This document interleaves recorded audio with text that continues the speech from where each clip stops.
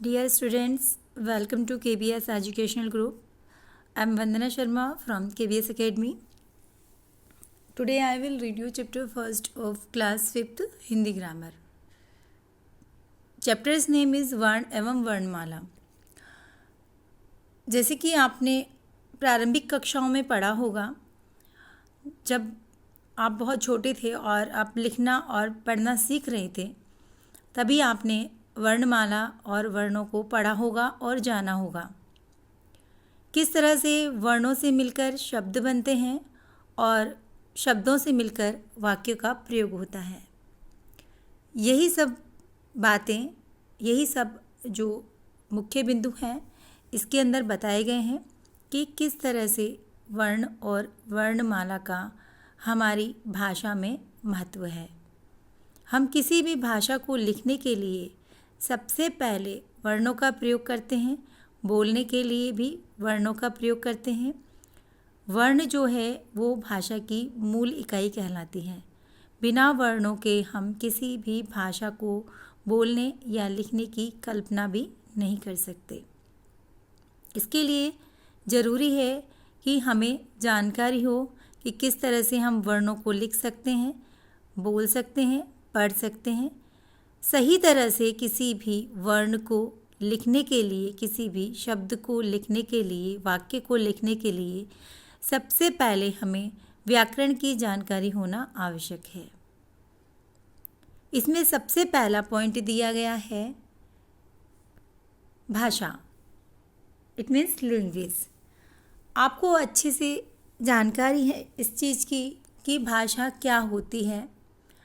आप इससे पहले भी कई बार भाषा के बारे में पढ़ चुके होंगे, लेकिन मैं आपको फिर से बता देती हूँ कि भाषा क्या होती है.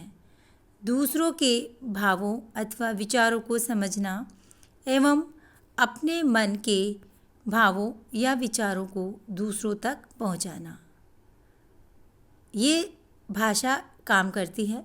तो यहाँ पर जो डेफिनेशन दी हुई है कि दूसरों के भावों अथवा विचारों को समझना एवं अपने भावों या विचारों को दूसरों तक पहुंचाने के लिए जिस साधन का प्रयोग किया जाता है, जिस सोर्स का यूज़ लिया जाता है, वह क्या कहलाती है? वह भाषा कहलाती है. उदाहरण के लिए, जैसे मैं भी आपसे बात कर रही हूँ और आपको समझाने का प्रयास कर रही हूँ, तो ये मेरा बात करना और समझाना भाषा मेरी भाषा है और मैं हिंदी भाषा में आपको ये समझाने का प्रयास कर रही हूँ. आपको अच्छे से समझ में आ रहा है कि जो हमारी शिक्षिका है, जो हमारी टीचर है, वो कौन सी भाषा में हमसे बात कर रही है? हिंदी भाषा में. आपको मेरी भाषा समझ में आनी चाहिए, मेरी भाव आप समझ रहे हैं, क्योंकि मैं हिंदी भाषा का सही व्याकरण के अनुसार प्रयोग कर रही हूँ. तो भाषा का तात्पर्य ये है कि हम भाषा के द्वारा ही, भाषा के माध्यम से ही अपनी बात किसी को समझा सकते हैं या किसी की बात को हम आसानी से समझ सकते हैं. इसके बाद में बताया गया है व्याकरण क्यों ज़रूरी है और इस भाषा को बोलने के लिए या भाषा को समझने के लिए, भाषा को लिखने के लिए हमें सबसे पहले जो आवश्यकता पड़ती है वो होती है व्याकरण की. अगर हमें किसी भी भाषा को बोलने के लिए व्याकरण का ज्ञान नहीं होगा तो हम उस भाषा को नहीं बोल पाएंगे, उस भाषा को नहीं समझ पाएंगे. व्याकरण की परिभाषा क्या होती है कि किसी भी भाषा को शुद्ध लिखने, पढ़ने, बोलने और समझने के लिए जिस शास्त्र का प्रयोग किया जाता है वह व्याकरण या ग्रामर कहलाता है. वह व्याकरण कहलाती है या ग्रामर कहलाती है. व्याकरण की परिभाषा आपको समझ में आई होगी कि किसी भी भाषा को शुद्ध लिखने के लिए, बोलने के लिए या पढ़ने के लिए या समझाने के लिए या समझने के लिए जिस भी शास्त्र का प्रयोग किया जाता है वो व्याकरण शास्त्र कहलाता है, यानी कि व्याकरण कहलाती है. व्याकरण के, अब हम जानेंगे कि व्याकरण के कितने अंग होते हैं. व्याकरण के 3 अंग होते हैं. सबसे पहला जो सबसे छोटी इकाई होती है वो होती है वर्ण या अक्षर. तो भाषा की सबसे छोटी इकाई को हम क्या कहते हैं, जिसके टुकड़े नहीं किए जा सकते उसे वर्ण या अक्षर कहते हैं, या वो वर्ण या अक्षर कहलाते हैं। जैसे कि इसमें दिए गए हैं छोटा अ, ए, क, त, फ आदि। ये एग्जाम्पल के लिए आपको बताया गया है। वर्णमाला में आपको पूरे अक्षर या वर्ण जो हैं मिल जाएंगे। इसके बाद में देखिए दूसरा क्या है, शब्द यानी वर्ड्स। तो बिना शब्दों के हम किसी भी बात को बोल सकते हैं? नहीं बोल सकते। हम केवल वर्णों का प्रयोग करके शब्दों को बनाएंगे, तब ही हम उस शब्द को बोल सकते हैं। अगर हमने किसी को अ बोला, अ का क्या मतलब हुआ? कोई मतलब नहीं हुआ। ये अपने आप में एक सार्थक ध्वनि अवश्य रखते हैं, लेकिन यह पूरे कब होते हैं? जब ये आपस में मिलकर शब्द का निर्माण करते हैं। यानी कि दो या दो से अधिक वर्णों का योग क्या कहलाता है? शब्द कहलाता है। इसके बाद में है वाक्य, सेंटेंसेस। शब्दों का सार्थक मेल, अर्थात जिसका जो है जिससे पूरा भाव प्रकट हो, पूरा भाव या अर्थ प्रकट होता है, वो वाक्य कहलाता है। जैसे वाक्य इसमें दिया गया है, नेहा स्कूल जाती है। तो आपको इस वाक्य को पढ़ने से पता चल रहा है कि नेहा कहाँ जाती है? नेहा स्कूल जाती है। तो यहाँ पर सबसे पहले जो नेहा बना वो किससे बना? वर्णों से मिलकर के। स्कूल बना वो किससे बना? वर्णों से मिलकर। जाती है मिलकर किससे बना? वर्णों से मिलकर। तो वर्णों से मिलकर के एक पर्टिकुलर शब्द का निर्माण हुआ। उस शब्द को, एक एक शब्द को मिलाकर आपने क्या बना लिया? आपने एक वाक्य बना लिया। लेकिन ये वाक्य किसके अनुसार लिखा गया है? ये व्याकरण के नियम के अनुसार लिखा गया है, इसीलिए ये जो वाक्य है ये सार्थक वाक्य कहलाएगा। अब हम पढ़ेंगे वर्णों के बारे में कि बच्चों, वर्ण, लेटर्स, वर्ण का मतलब होता है इंग्लिश में लेटर्स, किसी भाषा के मूल आधार है। जैसा मैंने आपको बताया, किसी भी भाषा को लिखने हेतु सर्वप्रथम उस भाषा के वर्णों की आवश्यकता पड़ेगी, चाहे वो कोई सी भी भाषा हो। हमें उस भाषा के वर्णों की नॉलेज होनी चाहिए। अगर हम इंग्लिश पढ़ रहे हैं तो हमें अल्फ़ाबेट्स की नॉलेज होनी बहुत ज़रूरी है। अगर हिंदी पढ़ रहे हैं तो हमें हिंदी की वर्णों की नॉलेज होनी बहुत ज़रूरी है।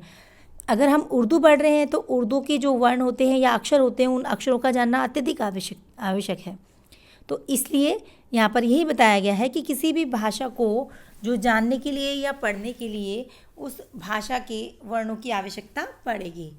तो वर्णों के बिना भाषा का निर्माण संभव नहीं है, पॉसिबल ही नहीं है।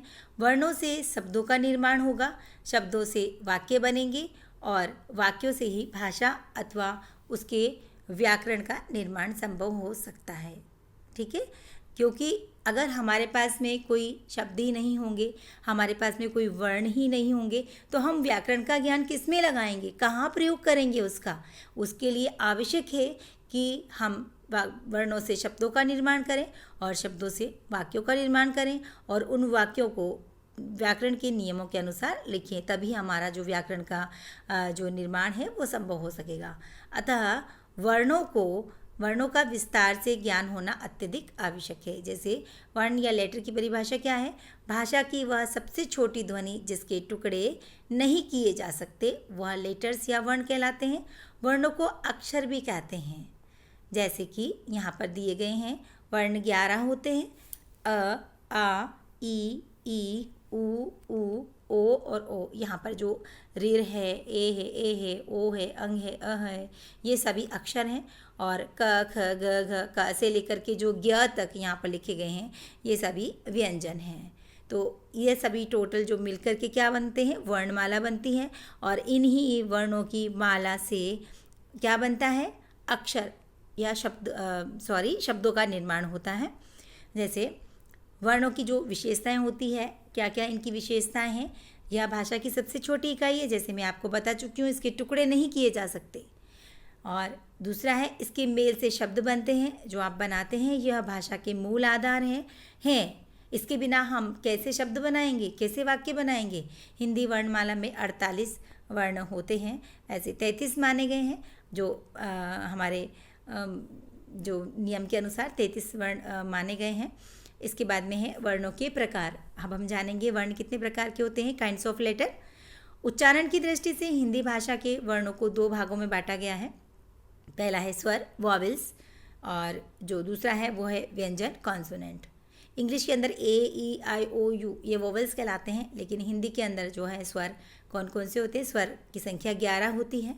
जिन वर्णों को बोलते समय किसी दूसरे वर्ण की सहायता न लेनी पड़े उन्हें स्वर कहते हैं। स्वरों का उच्चारण स्वतंत्र रूप से होता है और ये जो होते हैं निम्नलिखित 11 होते हैं। पहला है अ, दूसरा आ, तीसरा ई, फिर बड़ी ई, फिर ऊ, फिर बड़ा ऊ, फिर ऋ, फिर ए और फिर बड़ा ए।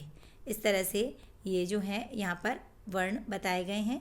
स्वर के भेद। अब स्वर कितने प्रकार के होते हैं? स्वर मुख्य रूप से स्वर के 2 भेद होते हैं। पहला होता है ह्रस्व। ह्रस्व का मतलब होता है छोटा, जिसमें कम ध्वनि लगे। जब हम किसी भी चीज़ को बोलते हैं तो हमें उसके अंदर जो हमारा जो बोलने का उच्चारण जो करते हैं हम उसमें कम समय लगे, तो वो ह्रस्व स्वर में आते हैं।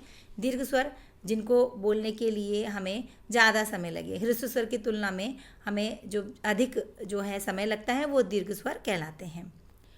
अब हम पढ़ेंगे, अभी हमने जानकारी ली स्वरों के बारे में, और अब हम पढ़ेंगे व्यंजन यानी कॉन्सोनेंट। जिन वर्णों के स्पष्ट उच्चारण के लिए किसकी सहायता लेनी पड़ती है? स्वरों की सहायता लेनी पड़ती है, वे व्यंजन कहलाते हैं, कॉन्सोनेंट कहलाते हैं। जब बिना स्वरों की सहायता से व्यंजन नहीं बोले जा सकते। जैसे ल के अंदर अ की ध्वनि मिली, ल अधूरा है, अगर इसके अंदर अ नहीं है तो ल अधूरा है, इसमें नीचे हलंत लगा हुआ है। तो च के अंदर अ मिला तो च बना पूरी तरह से। तो जो व्यंजन है उनका स्वयं का अस्तित्व नहीं होता और वर्णों का खुद का स्वतंत्र अस्तित्व होता है। वर्ण बिना किसी व्यंजन की सहायता से बोले जा सकते हैं, लेकिन व्यंजन बिना किसी स्वर की सहायता से नहीं बोले जा सकते।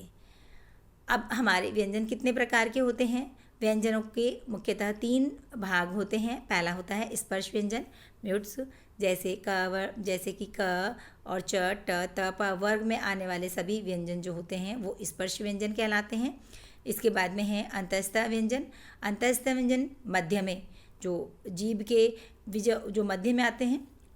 जिन व्यंजनों को बोलते समय जीभ मुख के विभिन्न भागों को पूरी तरह से स्पर्श नहीं करती उन्हें अंतःस्थ व्यंजन कहते हैं। उदाहरण के लिए फॉर एग्जांपल य, र, ल, व आप इन्हें बोल के देखिएगा, जीभ पूरी तरह से कहीं स्पर्श नहीं होती है, कहीं स्पर्श होती है, पूरी तरह से टच नहीं होती है। इस तरह से तीसरा है ऊष्म व्यंजन। ऊष्म का अर्थ है गर्म। जिन व्यंजनों के उच्चारण में मुख से गर्म श्वास निकलती है, स, श, स, ह, इस तरह से ये जो व्यंजन है जब बोलते हैं तो इसमें श्वास निकलती है। आप इनको सर्दी में बोलकर देखिएगा, आपके मुंह से जो है धुआं निकलेगा, यानी कि क्या निकलेगी? ऊष्मा निकलेगी। जो सर्दी में जब ठंड लगती है तो मुंह से क्या निकलती है? मुंह से धुआं निकलता है, ठंडा जो ठंड के कारण जो जम जाता है, तो वो जो होता है ऊष्म व्यंजन उसे कहते हैं। इसके बाद में है 4th संयुक्त व्यंजन। परस्पर मेल के आधार पर बने व्यंजनों को संयुक्त व्यंजन कहते हैं। ऋ, ज्ञ, क्ष एवं त्र ये संयुक्त व्यंजन कहलाते हैं। और संयुक्त व्यंजन 2 वर्णों के योग से बनते हैं। जैसे क्ष कैसे बना? स और र, स आधा है यहाँ पर और इसके अंदर जो र है पूरा है, तो स और र के योग से बना क्ष। आश्रय से बना, मिलकर के शब्द बना आश्रय। क्ष कैसे बना? क और श षटकोण वाले के योग से बना, तो क्ष क्षत्रिय वाला बना, और इससे क्ष क्षत्रिय वाले से क से मिलकर के कक्षा बना, अक्षय बना। इस तरह से क्ष क्षत्रिय वाले का प्रयोग बताया गया है। इस तरह से जो ज्ञ है किस तरह से बना? ज और ज और ज्ञ के योग से क्या बना? ज्ञ बना। और त्र है, त और आधा त और र मिलकर के बना त्र, मित्र और पवित्र। इसके उदाहरण हैं। अब हैं अयोगवाह। अयोगवाह शब्द 3 प्रकार के हैं। पहला अनुस्वार है, दूसरा विसर्ग है, और तीसरा जो है अनुनासिक है। अयोगवाह शब्द नहीं होते, अक्षर होते हैं। और ये अनुस्वार जो होता है किसी भी शब्द के ऊपर लगता है। एक बिंदी जो होती है वो अनुस्वार में आती है। विसर्ग जो शब्द के पीछे लगता है 2 बिंदी की तरह, इसकी जो ध्वनि निकलती है वो ह में निकलती है। अनुनासिक जो नाक में बोले जाते हैं, जैसे चंद्र बिंदु, चांद इसका उदाहरण है। तो इस तरह से ये अयोगवाह 3 प्रकार के होते हैं। मात्राएं। व्यंजनों में जब स्वर मिलता है तो स्वरों का रूप जो होता है वो बदल जाता है। स्वरों के इस बदले रूप को ही मात्रा कहते हैं। आपको इस समझ में आया होगा मात्रा किसे कहते हैं, स्वर किसे कहते हैं, व्यंजन किसे कहते हैं, व्यंजन के कितने प्रकार होते हैं, स्वर किस तरह से लिखे जाते हैं, स्वरों का क्या उपयोग है। स्वर मात्रा बनकर व्यंजनों में आते हैं तब वो मात्रा कहलाते हैं। जब उनका रूप बदल जाता है, मैं आपको बता दूं कि स्वरों का रूप किस तरह से बदलता है। स्वरों का रूप बदलने का कारण ये होता है कि जब वह स्वर, कोई भी स्वर किसके ऊपर लगता है, कोई भी स्वर जब व्यंजन के ऊपर लगता है तो वह अपना रूप बदल लेता है, वो मात्रा के रूप में आ जाता है, तो वो जो है मात्रा कहलाती है। आई होप आपको ये लेसन समझ में आया होगा। Thank you.